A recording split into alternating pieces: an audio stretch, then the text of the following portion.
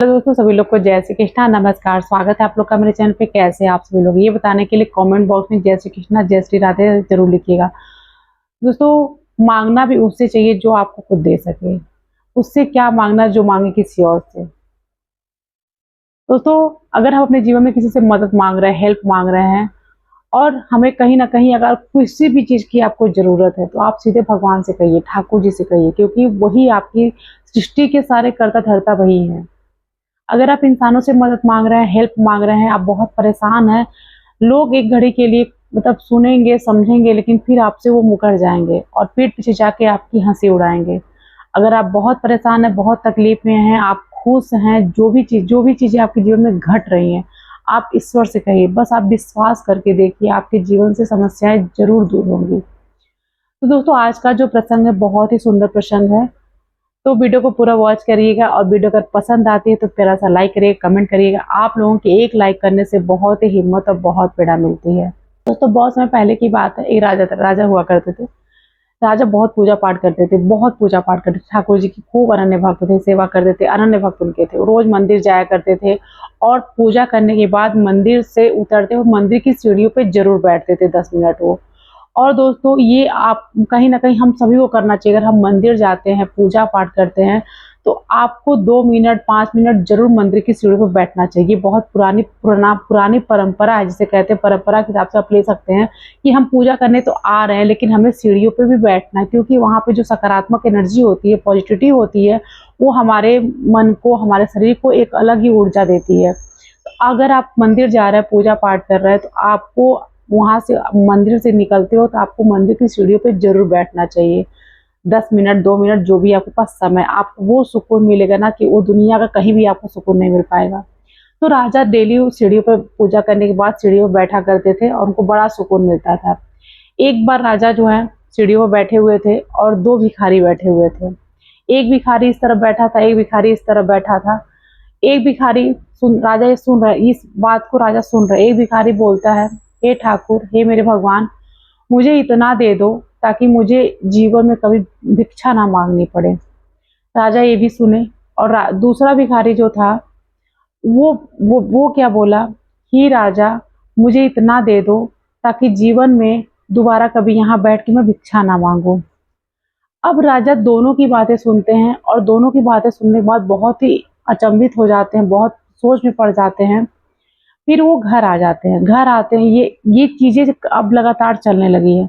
कई दिन तक यही प्रक्रिया चल रही है। राजा मंदिर जाते हैं, उतरते हैं और वो पहला वाला भिखारी वही बातें बोलता है, दूसरा वाला भी वही जो चल रहा था वही बातें वो बोलता है। ये राजा सुनते रहते हैं, डेली कई दिन हो जाता है। फिर एक दिन अपने घर जाते हैं और अपने जो उनका राज्य का प्रधानमंत्री होता है उसे बुलाते हैं और उससे ये बात पे चर्चा करते हैं। ठीक है कि एक भिखारी ऐसा बोलता है, एक भिखारी ऐसा बोलता है, तो प्रधानमंत्री बोलते हैं कि ऐसा है कि आप, वो जो दूसरा भिखारी है वो आपसे कुछ मांग रहा है।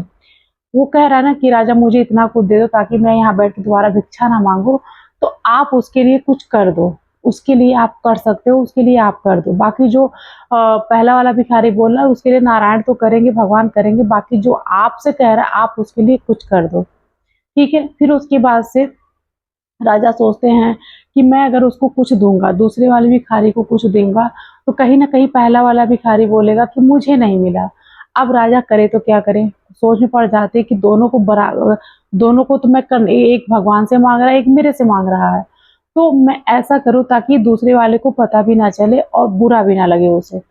राजा खीर बनवाते हैं, खीर बनवाते हैं और कटोरे में खीर रख करके ले जाते हैं और खीर के नीचे जो होता है असरफियां रख देते हैं, ताकि जो भिखारी मेरे से मांग रहा है वो खीर खाने के बाद उसे असरफियां मिलेंगी तो अमीर बन जाएगा, उसका कुछ भला हो जाएगा। वो मंदिर जाते हैं, सीढ़ियों पूजा करने के बाद सीढ़ियों पे आते बैठते हैं और कटोरे का जो खीर होता है वो दूसरे वाले भिखारी को दे देते हैं। कहते हैं लो, तुम्हारे लिए मैं खीर लेकर के आया हूँ, इसे तुम खा लो, तुम्हारा एक टाइम का भोजन हो जाएगा। जो दूसरा भिखारी था वो खीर को ले लेता है और खीर खाने बैठ जाता है। राजा खीर देखकर बड़े मन ही मन बहुत खुश होते हैं कि आज मेरे द्वारा उसका कुछ भला हो जाएगा और अगले दिन वो भिखारी यहाँ नहीं दिखेगा। बहुत खुश हो जाते हैं।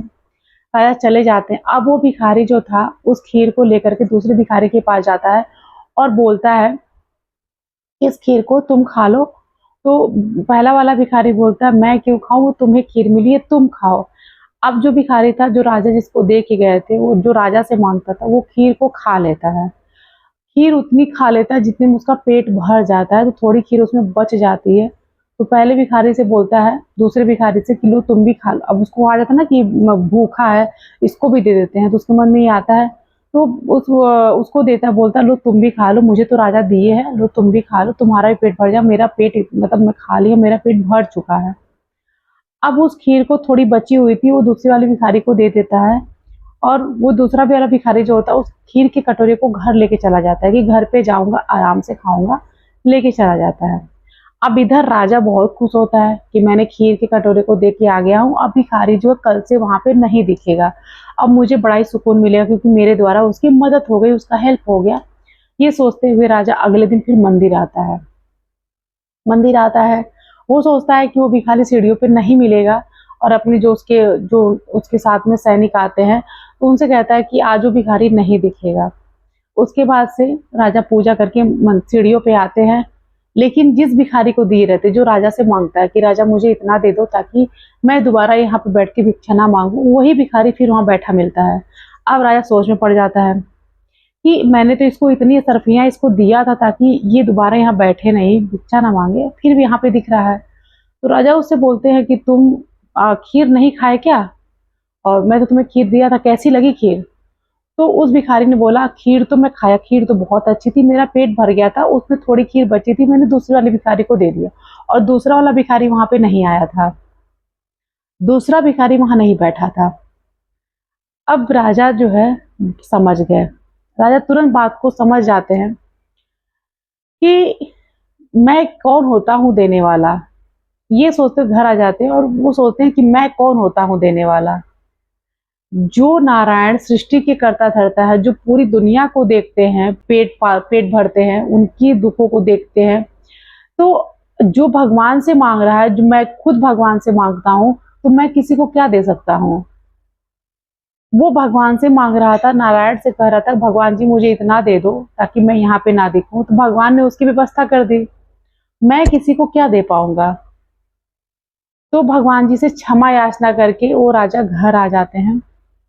तो दोस्तों, अगर आप बहुत परेशान हैं, आप बहुत ज़्यादा परेशान हैं जीवन में, कुछ आपको माँगना है, कुछ कहना है भगवान जी से, अगर आपको रोना, वो कहते हैं ना कि 2 आँसू भी गिराने, तो भगवान के सामने बैठ के गिराइए, भगवान से कहिए, क्योंकि अगर आपके अंदर विश्वास है, भरोसा है, तो आपकी हर कष्ट को भगवान ज़रूर दूर करेंगे, ठाकुर जी ज़रूर दूर करेंगे।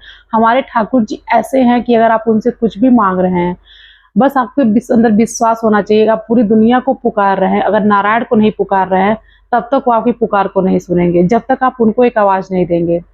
वो आपकी एक आवाज पे दौड़े आएंगे। बस आपके अंदर विश्वास का होना बहुत जरूरी है। आप विश्वास करके तो देखिए, आपकी हर कामना, हर इच्छा आपकी पूरी होगी। आपके जीवन से कष्टों से मुक्ति मिलेगी आपको। हम किसी से क्या मांग सकते हैं? जो वो खुद भगवान से मांग रहा है, वो किसी और से मांग रहा है, कोई आपको क्या दे पाएगा? तो दोस्तों, मांगना उससे है जो आपको दे पाए, उससे क्या मांगना जो मांगे किसी और से। तो दोस्तों, आशा करते हैं आज का ये प्रसंग आप लोग को बहुत ही अच्छा लगा होगा। तो वीडियो को लाइक करिएगा, कमेंट करिएगा, और कमेंट बॉक्स में जय श्री कृष्ण राधे जरूर लिखिएगा। तब तक के लिए सभी लोग को राधे राधे, नमस्कार।